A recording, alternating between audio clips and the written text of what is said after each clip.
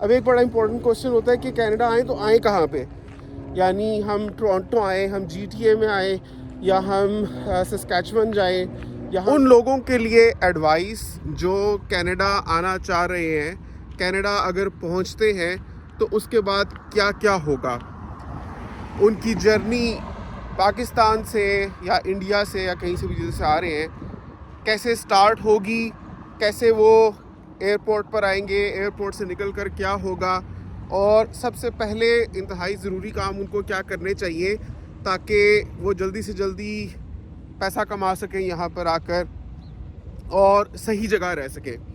इसी बारे में आज की वीडियो है। सबसे पहले वीडियो को एक थम्स अप दे दें और चैनल को सब्सक्राइब कर लें।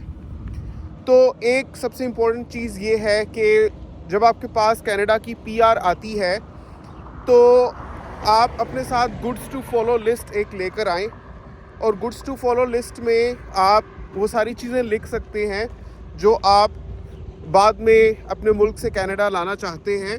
मिसाल के तौर पे आपकी कोई ज्वेलरी है या कोई और कीमती चीज़ें हैं। फिर जब आप यहाँ पर पहुँच जाएंगे एयरपोर्ट पर, आप चेकआउट करेंगे, आपके सारे डॉक्यूमेंट्स वेरीफाई किए जाएंगे और आपके साथ क्या क्या चीज़ें आपसे पूछा जाएगा, गुड्स टू फॉलो लिस्ट भी वो आपसे लेंगे, और फिर आप अपना बैगेज लेकर एयरपोर्ट से बाहर निकलेंगे। तो सबसे पहले अगर आपने कोई अकोमोडेशन सॉर्ट आउट नहीं की हुई, आपका कोई भी नहीं है कनाडा में, तो पहले से कोशिश करें कि आप Airbnb कोई बुक करवा कर यहाँ पर आएँ। उसके लिए सिंपल आप ऑनलाइन जाकर Airbnb कनाडा के एड्रेसेस देख सकते हैं, वहाँ से आप पहले से बुक कर सकते हैं कोई लोकेशन और सीधा आप वहीं पर आ सकते हैं। और Airbnb में सारी चीज़ें आपको रेडी मिलेंगी, फर्निश्ड जगह होती है, फर्निश्ड होम्स होते हैं, वो सारी उसमें इक्विपमेंट भी लगी होती है, फुली फर्निश्ड, और जैसे एक होटल होता है उस टाइप का होता है, तो उसमें आप आकर रह सकते हैं। अदरवाइज़ आप अगर किसी को जानते हैं यहाँ पर और आपने पहले से उनसे बात की हुई है तो आप उनके साथ स्टे कर सकते हैं कुछ दिन। हमारे केस में ये हुआ था कि हमारे एक फैमिली फ्रेंड्स हैं, उन्होंने हमारे लिए बेसमेंट पहले से देखी हुई थी और जो लीज़ कॉन्ट्रैक्ट है वो पहले से हमने साइन किया हुआ था, तो हम तो डायरेक्टली अपनी बेसमेंट में ही गए थे जिसका कॉन्ट्रैक्ट हमने साइन किया था। लेकिन ये फैमिली टू फैमिली या इंडिविजुअल टू इंडिविजुअल वेरी करता है कि आपके क्या सर्कमस्टांसेस हैं, तो उस हिसाब से आप डिसाइड करेंगे। लेकिन बेहतर ये रहता है कि अगर आप पहले से किसी को जानते हैं और वो आपके लिए कोई जगह ढूंढ सकता है तो it's going to save you a lot of time and money, क्योंकि Airbnb भी बहुत महंगा होता है। इसी तरह होता है जैसे आप किसी होटल में रह रहे हैं, और होटल्स तो आपको पता ही है कि एक्सपेंसिव होते हैं। तो अगर आपको पहले से पता होगा आपने कहाँ जाना है और उसी का आपने कॉन्ट्रैक्ट साइन किया हुआ है, तो that's going to save you a lot of money.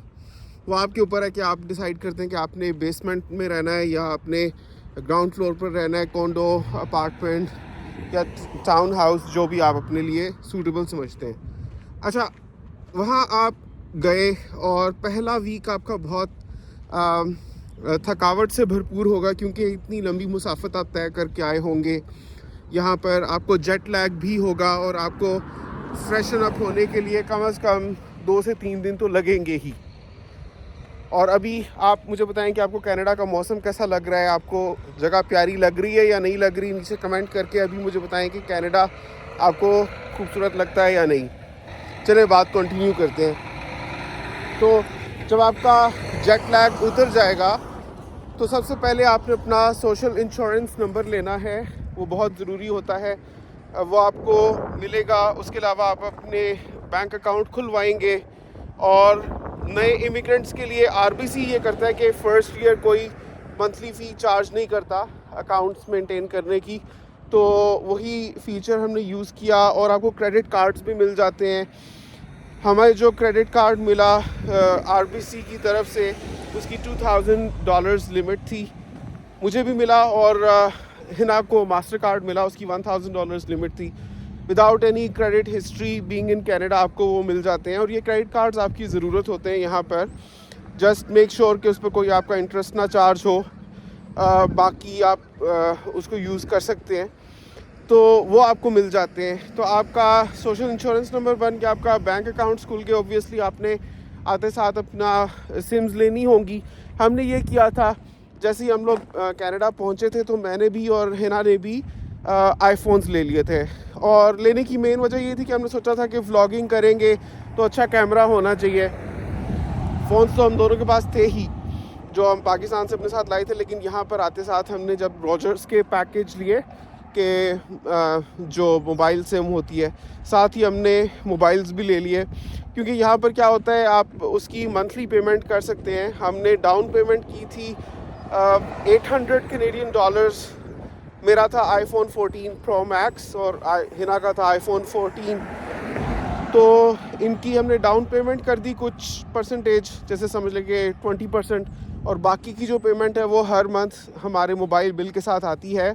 और 2 इयर्स की पेमेंट है ये, और इसमें यह है कि 2 इयर्स के बाद हम मोबाइल को अपने मोबाइल्स रिटर्न कर सकते हैं, because we are basically renting the mobiles. लेकिन अगर हम चाहते हैं कि रखे अपने मोबाइल्स अपने पास, तो जो इसकी उस वक्त टोटल प्राइस थी, फॉर एग्जांपल मेरे आईफोन 14 प्रो मैक्स की जब हम आए थे फरवरी 2023 में, या हिना के जो मोबाइल की प्राइस थी उस वक्त, उस और तमाम 2 साल के जो हमने रेंट्स पे किए हैं उनका जो सम का डिफरेंस है वो पे कर देते हैं, तो हम मोबाइल्स अपने पास रख सकते हैं। So basically it's like renting, but there is no interest involved in this. तो वो आपके पास 2 साल के एंड पर चॉइस होती है कि आप ये वाली डिवाइस वापस करके जो लेटेस्ट आईफोन है वो ले लें, या आप इसी को ख़रीद लें।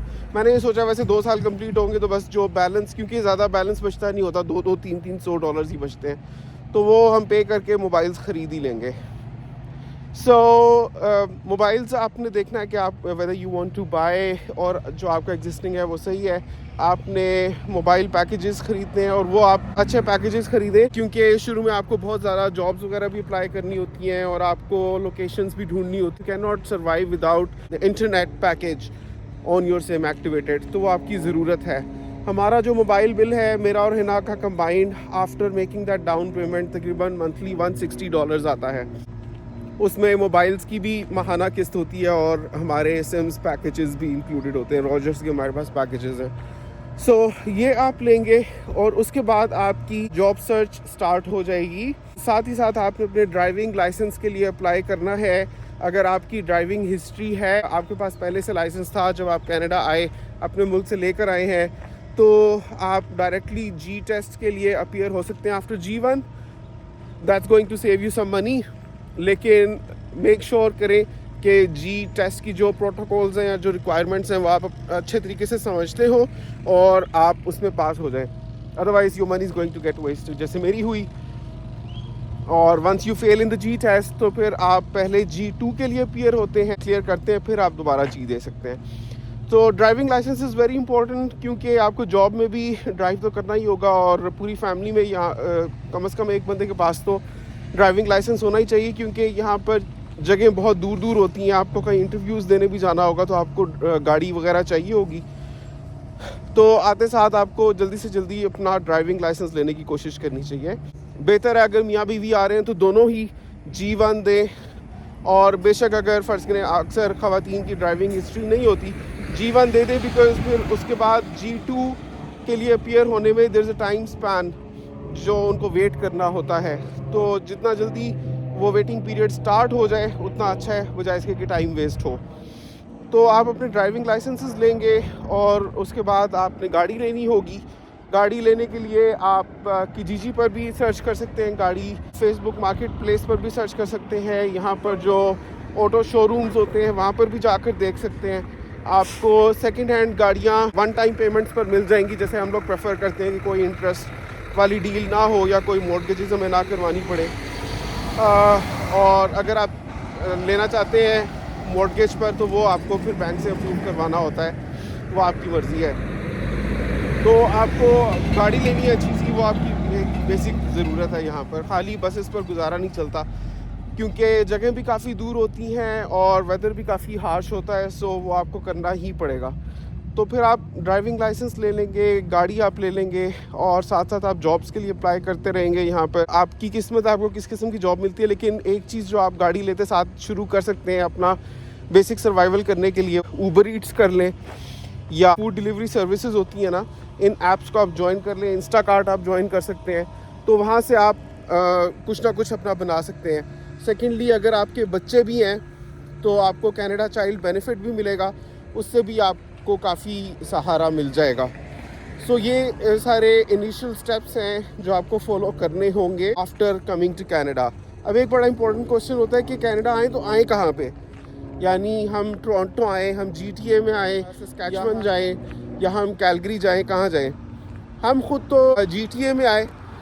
GTA कहते हैं ग्रेटर टोरंटो एरिया को, और इसी के बारे में मैं ज़्यादा जानता हूँ, तो मेरा एक्सपीरियंस इसमें अच्छा रहा है। मुझे तो माशाल्लाह 2 जॉब्स मिल गई, बल्कि मिली काफ़ी सारी जॉब्स हैं, की मैंने 2 एक साल में पहुँचते साथ। लेकिन बाकी जो जगह हैं जैसे सस्कैचुअन है, वो बहुत ठंडा इलाका है, उसकी आबादी भी कम है, और इसी तरह से जो कैलगरी है वो भी बहुत ठंडा इलाका है, और लिविंग एक्सपेंसेस में कोई बहुत ज़्यादा डिफरेंस नहीं है यहाँ के और वहाँ के। पहले थोड़ा ज़्यादा डिफरेंस होता था, लेकिन अब डिफरेंस कम होता जा रहा है। ऑलमोस्ट हर जगह ही महंगी है, सेम है। मैं कहूँगा बेस्ट है कि आप टोरंटो आएँ या आप ये GTA में आ जाएं, तो ये मैं ज़्यादा रिकमेंड करूँगा। जानता भी इसी के बारे में हूँ, और क्योंकि इसकी पॉपुलेशन ज़्यादा है, जहाँ पर पॉपुलेशन ज़्यादा होती है वहाँ पर अपॉर्चुनिटीज़ भी ज़्यादा होती हैं। स्पेशली अगर आप इस किस्म की सर्विसेज शुरू में करते हैं, जैसे फ़र्ज़ करें ऊबर ईट्स ही आपको करना है, सो ये यहाँ वहाँ पर आप ज़्यादा सक्सेसफुल होंगे, आप पैसा बना सकेंगे जहाँ पॉपुलेशन ज़्यादा लोगों की। तो बाकी आपने ख़ुद डिसाइड करना है कि आपको कौन सा एरिया ज़्यादा सूट करता है।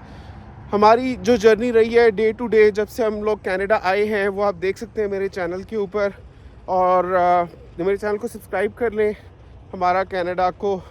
आपसे मिलता हूँ अगली वीडियो में, मुझे दुआओं में याद रखिएगा। तब तक के लिए अल्लाह हाफ़िज़।